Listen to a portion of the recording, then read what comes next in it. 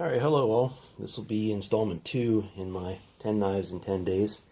And this isn't the one I was going to do, but unfortunately, and I'm just a little bit bummed about this, I can't find my first knife.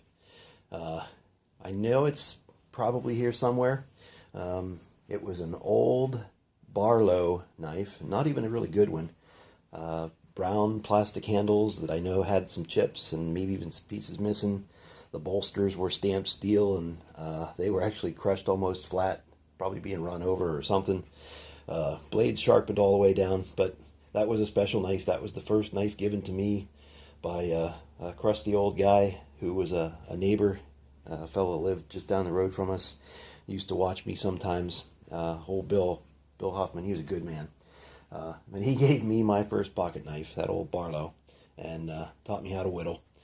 So I'll keep looking, but it might be up in the attic in a box buried somewhere, and I just didn't have the chance to go and get it.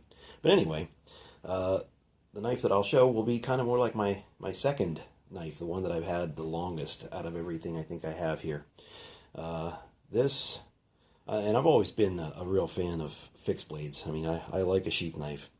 And this old knife was, well, this goes all the way back to my Boy Scout days.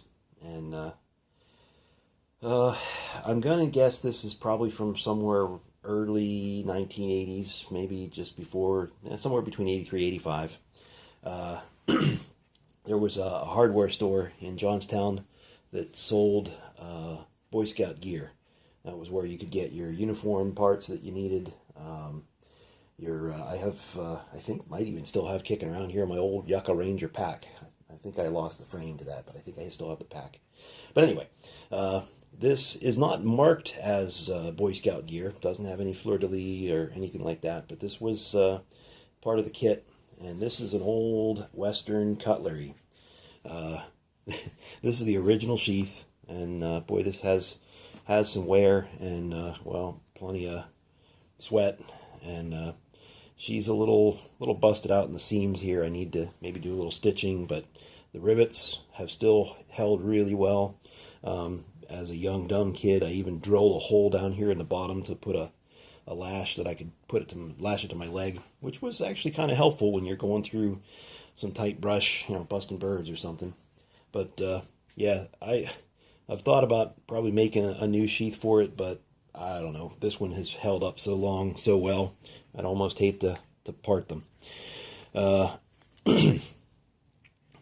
You can see that this knife has been used. This has done some camping, some fishing, some bushcrafting, just about everything. The blade tip used to come up a little bit more to a finer point, and that got busted off at some point. Kind of sharpened down to a more of a chisel. But this just, the stacked leather handle. It's got an aluminum butt on it. It's got probably 1,000 hammer wax in it. And this is I don't know if I can get in there close enough to focus on here or not. This is Western USA L66, and it's got a code of G on it. And that actually puts the date, from what I can tell, about correct there in the early 80s. 83 to 85. So yeah, this one used to be a nice shiny blade, and it's had lots of wear and cleaning and scrubbing.